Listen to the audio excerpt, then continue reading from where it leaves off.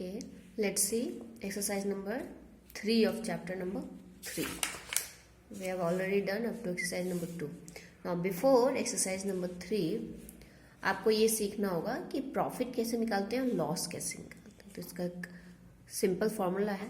Profit अगर निकालना हो, profit equal to selling price minus cost price. अब सेलिंग प्राइस क्या होता है, कॉस्ट प्राइस क्या होता है वो देखते हैं. सेलिंग प्राइस मीन्स वो प्राइस जिस पर दुकानदार अपना सामान बेचता है. ठीक है, बेचना मतलब कस्टमर को देता है जिस प्राइस पे, वो है सेलिंग प्राइस. सेल कर रहा है जिस प्राइस पे, वो selling price. Okay. Now cost price. Cost price वो प्राइस है जिस प्राइस में दुकानदार वो सामान खरीद के लाया है खुद से, जितने में उसको पड़ी है वो सामान. मान लो ये पेंसिल है, दुकानदार ने 2 रुपए में खरीदी, तो ये कॉस्ट प्राइस है उसकी, दुकानदार की कॉस्ट प्राइस है, क्योंकि उसने खरीदी है 2 रुपए में वो बाहर से कहीं से. अब ये कस्टमर को हम जब उसे लेने जाएंगे दुकानदार से, तो वो हमें कुछ पैसे उस पर लगा के ही देगा.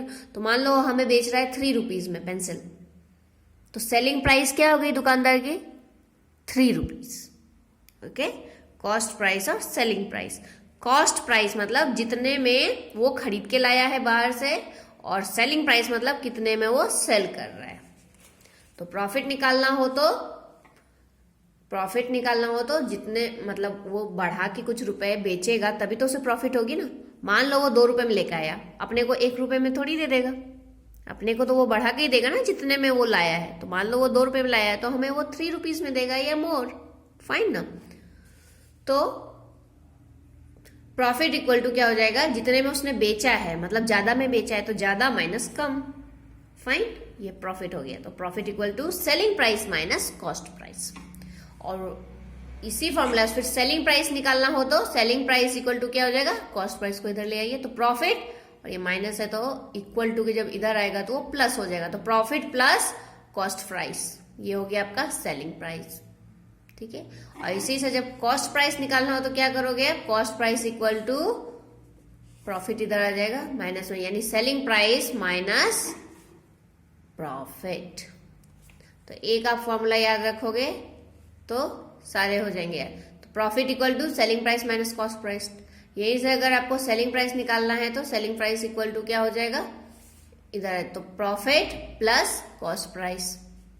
और कॉस्ट प्राइस निकालना हो तो आपको तो कॉस्ट प्राइस इक्वल टू क्या हो जाएगा, सेलिंग प्राइस माइनस प्रॉफिट. ठीक है, क्लियर नाउ. और वही प्रॉफिट की जब लॉस होगा तो cost price minus selling price हो जाएगा. देखो जस्ट उल्टा, प्रॉफिट अगर selling price minus cost price है तो लॉस क्या हो जाएगा, cost price minus selling price.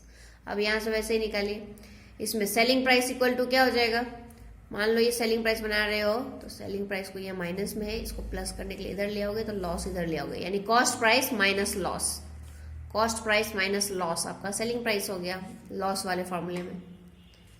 ठीक है. और कॉस्ट प्राइस निकालना हो तो लॉस प्लस सेलिंग प्राइस. एक दो बार अच्छे से आप समझो तो समझ में आएगा, मेरे बताने से ऐसे आपको याद नहीं रहेगा. आपको खुद से उसको देखो, खुद से आप नोट करो तो आपको समझ में आएगा. फाइन, चलो इसी से रिलेटेड हम क्वेश्चंस देखेंगे. ये सब आप नोट में एग्जांपल्स करो खुद से. ना exercise number 3, find the profit और loss in each of the following cases. यहाँ कुछ केसेस दी हुई है. अब इसमें आपको खुद पता करना है कि प्रॉफिट हो रहा है या लॉस. तो प्रॉफिट कब होगा, क्या बताया गया था, selling price minus cost price. जब उसकी बेचने वाला प्राइस ज्यादा होगा. तो किसमें सेलिंग प्राइस ज्यादा है, इसमें है, तो क्या होगा, प्रॉफिट. तो इस तरह से पता करके आपको उसको लिखना है, profit equal to selling price minus cost price. फिर दोनों को माइनस करोगे और कितने का प्रॉफिट हुआ वो लिखोगे. जिसमें लॉस हो रहा है उसमें लॉस लिखोगे. मान लो ये लॉस है क्योंकि सेलिंग प्राइस जो है वो कम है कॉस्ट प्राइस से. ठीक है, okay, do it in your notebook. Then find the selling price if. अच्छा, आपको इसमें सेलिंग प्राइस निकालना है जबकि कॉस्ट प्राइस दी हुई है और प्रॉफिट दी हुई है. तो आपको बस ये ध्यान रखना है कि प्रॉफिट वाला केस है या लॉस वाला केस है. ठीक है. तो प्रॉफिट में आप जानते हो प्रॉफिट इक्वल टू क्या होता है, selling price minus cost price. ये याद रखने का आपको. ठीक है, इसी से सारे फॉर्मूले फिर निकल जाएंगे। तो सेलिंग प्राइस आपको निकालना है, यानी ये सेलिंग प्राइस, तो ये माइनस में कॉस्ट प्राइस है, इधर आ जाएगा, यानी profit plus cost price equal to selling price होता है। तो प्रॉफिट और सेलिंग कॉस्ट प्राइस को, सॉरी सेलिंग प्राइस निकालना है ना, यस, प्रॉफिट और कॉस्ट प्राइस को आप प्लस कर दोगे। तो वैसे ही लॉस वाले फॉर्मूला में लॉस इक्वल टू क्या होता है, cost price minus selling price, इसका उल्टा होता है ना जस्ट। तो वैसे करके आप उसका सेलिंग प्राइस निकाल लोगे। Now find the cost price if, अच्छा यहां आपको सीपी निकालना है, यानी कॉस्ट प्राइस निकालना है। कॉस्ट प्राइस निकालना है, एक लॉस का केस है और दूसरा प्रॉफिट का केस है। तो वही फॉर्मूला बेस्ड है सारे, ठीक है, आप फॉर्मूला लिखो, उस पर बेस्ड है, उसको आप फॉर्मूला के हिसाब से प्रोसेस कीजिए। ओके ना, और don't forget to write symbol of rupee, ठीक है, जो भी आंसर आता है, तो ये रुपीज में दिए हुए हैं तो सब आंसर भी रुपीज में। Now Vineet sold a water purifier for ₹1530, ठीक है, इतने में उसने एक वाटर प्यूरिफायर क्या किया, उसने बेचा, सोल्ड किया। He had bought it for ₹1455, उसने उसे खरीदा था कितने में, 1455 रुपीज में, और उसने बेचा कितने में, ज्यादा में बेचा ना उसने, तो क्या हुआ, उसको प्रॉफिट हुई। फाइंड हिज प्रॉफिट और लॉस, आपसे पूछ रहा है ये प्रॉफिट होगा या लॉस होगा। ऑब्वियस सी बात है, अगर उसने बेचा है ज्यादा में, जितने में उसको पड़ी है उससे ज्यादा उसने बेचा है, तो प्रॉफिट हो गया। तो प्रॉफिट इक्वल टू जो है वो आप करके लिखोगे, ठीक है। नाउ अच्छा, और स्टेटमेंट भी लिखना है, ये किसका प्राइस है, तो आप लिखोगे सेलिंग प्राइस, यहाँ क्या है, तो डायरेक्ट आप इस तरह से लिख सकते हो, एसपी यानी selling price equal to this thing, cost price यानी CP equal to this thing. So क्या हो गया, यहाँ साफ दिख रहा है कि सेलिंग प्राइस ज्यादा है, कॉस्ट प्राइस है, तो प्रॉफिट हो गया। तो profit equal to this minus this. Now a shopkeeper bought an almirah for rupees इतना, ओके, शॉपकीपर ने खरीदा है, यानी उसकी कॉस्ट प्राइस है ये, and sold it at a loss of इतना, अच्छा इसमें साफ बता रहा है कि लॉस हुई है और उसने सोल्ड किया इतने रुपीज में, यानी सेलिंग प्राइस उसकी, कॉस्ट प्राइस ये रही और सेलिंग प्राइस तो बहुत कम है, sorry, and sold it at a loss of ₹405, okay, loss यहां दिया हुआ है आपको, 405 रुपीज की लॉस हुई है, सोल्ड प्राइस आपकी बताई नहीं गई है यहाँ पर, ठीक है। Find the selling price of the अलमीरा, और सेलिंग प्राइस आपको निकालना है। तो यहाँ क्या क्या दिया हुआ है आपको, ये कॉस्ट प्राइस दी हुई है यानी सीपी, और ये क्या दिया हुआ है, लॉस। तो लॉस का फॉर्मूला क्या होता है, loss equal to cost price, यहाँ कॉस्ट प्राइस ज्यादा पड़ती है सेलिंग प्राइस से, cost price minus selling price. तो आपको निकालना क्या है यहाँ, सेलिंग प्राइस। तो सेलिंग प्राइस निकालने के लिए क्या करोगे, ये माइनस में है, मतलब ये फॉर्मूला डायरेक्ट आप याद कर सकते हो, नहीं तो इसी फॉर्मूला से आप निकाल सकते हो, selling price equal to cost price minus loss, okay. Selling price देखिए लॉस के केस में है ना, selling price equal to cost price minus loss, fine. तो ये आप करोगे। नाउ रिव्यू एक्सरसाइज है, जो भी आपने पूरे एक्सरसाइज में किया है वही रिव्यू में होता है, तो हर एक वर्ड प्रॉब्लम है, आप सबको रीड करिए एंड उसको समझिए एंड बाय स्टेटमेंट इसको सॉल्व कीजिए, ओके। सारे के सारे इजी है। चलो मैं आपको समझा देती हूँ। सपना bought a book for rupees this much. If she gave rupees 100 to the shopkeeper, how much money did she get back? Okay, एक बुक उसने खरीदी सपना ने जो 68 रुपीज 50 पैसे की थी, और शॉपकीपर को उसने 100 रुपए दिए, तो उसे कितने पैसे मिलेंगे वापस। सिंपल सी बात है ना, बुक की प्राइस ये थी, उसने टोटल रुपीज शॉपकीपर को ये दिए, तो अब शॉपकीपर क्या करेगा, इतना अपना रुपए रख लेगा और उसे कट करके इसमें से जो बचेगा वो उसको दे देगा। तो क्या होगा, 100 minus this thing, okay. Now Mohit bought a table for ₹725. He sold it at a loss of ₹58. अच्छा 58 रुपीज का लॉस है, 58 रुपीज का लॉस करके मोहित ने अपना टेबल बेचा, और वो टेबल उसको कितने की पड़ी थी, किसने कितने में खरीदी थी उसने, 725 में, यानी मोहित के लिए जो कॉस्ट प्राइस है टेबल की, उसको जितने में पड़ी है वो टेबल वो है इतना, और जबकि उसने लॉस 58 रुपीज का किया है। तो अब निकालना क्या है, what was the selling price of the table. तो सेलिंग प्राइस क्या है, तो फॉर्मूला बेस्ड है ये चीज, फॉर्मूला बिठाइए और आंसर मिल जाएगा। The selling price of a watch is rupees this much, selling price दिया हुआ है वॉच का और कॉस्ट प्राइस भी दिया हुआ है, फाइंड द प्रॉफिट और लॉस। तो इससे तो डायरेक्ट पता है सेलिंग प्राइस अगर ज्यादा होगा तो यहाँ ज्यादा है या कम है, ये 1200 है जबकि ये 11, तो ज्यादा है सेलिंग प्राइस, यानी सेलिंग प्राइस ज्यादा हो गया कॉस्ट प्राइस से, तो profit. A man bought a second hand motor bike for rupees 12,550।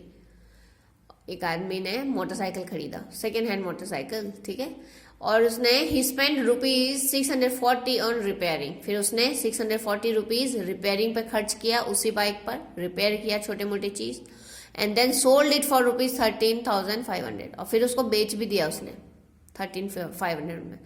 अच्छा, how much did he gain और लॉस, अब आप पता करोगे कि उसको प्रॉफिट हुआ है या लॉस हुआ है। तो क्या करोगे, सबसे पहले तो जितना रिपेयरिंग पर उसने खर्चा किया उसको आप उसमें जोड़ दो उसके कॉस्ट प्राइस में, कितने में उसको पड़ी ये बाइक। फिर देखो कि ये नंबर जो दो प्लस करने पर, ये दोनों को प्लस करने पर जो नंबर आया है वो इससे बड़ा है क्या, ठीक है। अगर वो छोटा है मतलब इसमें 640 आप इसमें प्लस करोगे, तो अगर इससे बड़ा हो गया वो तो लॉस हो गया, क्योंकि उसको ज्यादा में उसने खरीदी थी और कम में बेची। अगर ये नंबर ज्यादा हो गया तो उसने ज्यादा में बेची है, ठीक है, तो आपको गेन और लॉस का पता चल जाएगा। गेन मतलब profit. Rahul bought 6 shirts for 750 rupees, 6 shirt उसने इतने रुपए में लिए। What is the cost of 1 shirt if all shirts cost the same. ये बहुत सिंपल है, बहुत बार अपन ने किया है। तो एक शर्ट की प्राइस आपको निकालनी है, तो 6th शर्ट की प्राइस दिस मच, 1 शर्ट की 750 बाय 6 से डिवाइड कर दोगे इसको, तो 1 शर्ट की प्राइस निकल जाएगी रुपीज में। Shilpi bought potatoes for rupees 35.50, tomatoes for 40 rupees and onions for 68 rupees. Okay, Shilpi जो है वो तीनों चीज खरीदी है, potato, tomato and onion, fine ना, और सबकी प्राइस दी हुई है, कितने कितने की उसने ली है वो सब। How much did she spend, total उसने कितना खर्च किया, तो बहुत इजी है, तीनों को प्लस कर देना है। An amount of rupees 2,214 is equally distributed among 9 persons. Okay, इतना पैसा जो है 2,214 9 लोगों में बांटा गया इक्वल अमाउंट में। How much does each one get? तो हर एक को कितना मिला, तो कितने लोगों में बांटा गया इस टोटल को, 9% में। तो 1% को कितना मिला करने के लिए क्या करोगे, दिस मच डिवाइडेड बाय 9, तो 1% को कितना मिला वो रुपीज में आपको मिल जाएगा answer. If the cost of 1 kg of rice is 43.50, 1 kg rice का, 1 kg चावल का प्राइस है 43.50, find the cost of 12 kg of rice. तो 12 kg की राइस का क्या प्राइस होगा, तो क्या होगा, 1 kg का दिया हुआ है और 12 का निकालना है, तो 43.50 into 12। Ankur bought a motor bike for rupees 32,550, अंकुर ने एक मोटर बाइक खरीदी है इतने रुपीज में। ही स्पेंड रुपीज समथिंग यानी 1575 ऑन एसेसरीज, कुछ एसेसरीज उसने खरीदे इतने रुपए इसके बाइक खरीदने के बाद। He later sold it at a profit of rupees इतना, और फिर उसने उसको बेच दिया और इतने रुपए का प्रॉफिट लिया, ये प्रॉफिट है उसकी। फाइंड द सेलिंग प्राइस, और आपको अब कितने में उसने बेचा ये निकालना है। तो क्या करोगे, पहले तो इसमें आप प्लस कर दो, ये है ना, एक मोटर बाइक जो खरीदी है उसने और इतना उसने एसेसरीज पर खर्चा किया है, तो टोटल उसकी कॉस्ट प्राइस कितनी हो गई, इतना प्लस इतना, टोटल इतने में पड़ी है ना बाइक उसको, ठीक है, ये इसमें प्लस हो गया। अब उसने प्रॉफिट इतना लिया है, तो प्रॉफिट आपके पास दिया हुआ है और उसकी कॉस्ट प्राइस दी हुई है, तो इन दोनों को फॉर्मूला बिठा के आप सेलिंग प्राइस उसका निकाल सकते हो। फाइन, प्रॉफिट का सेलिंग प्राइस निकालने के लिए आपको ये फॉर्मूला याद रखना है, प्रॉफिट का सेलिंग प्राइस। तो सेलिंग प्राइस क्या हो जाएगा, कॉस्ट प्राइस प्लस प्रॉफिट, ठीक है। तो कॉस्ट प्राइस में आप प्रॉफिट प्लस कर दोगे तो उसकी सेलिंग प्राइस निकल जाएगी। Now Ajit bought 2 bicycles for rupees 2000 each, यानी 2 बाइसिकल हैं और 2000 के एक हैं, यानी टोटल 2 बाइसिकल है तो टोटल 4000 हुए। 2000 ईच का मतलब है एक साइकिल 2000 की है। He sold 1 at a profit of 250 rupees, एक साइकिल उसने बेची और प्रॉफिट ली 250 rupees, and then other at a loss of 300, और दूसरे को 300 लॉस में बेची। How much did he gain और लूज इन टोटल, ओके, एक को उसने 250 प्रॉफिट पे बेचा और दूसरे को लॉस किया 300, तो टोटल उसके पास क्या हुआ? टोटल उसके पास प्रॉफिट हुआ या लॉस हुआ? ये कैसे पता करोगे?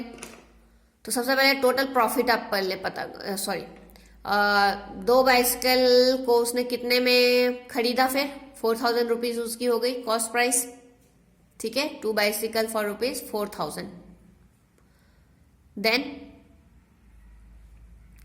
प्रॉफिट ली थी 250,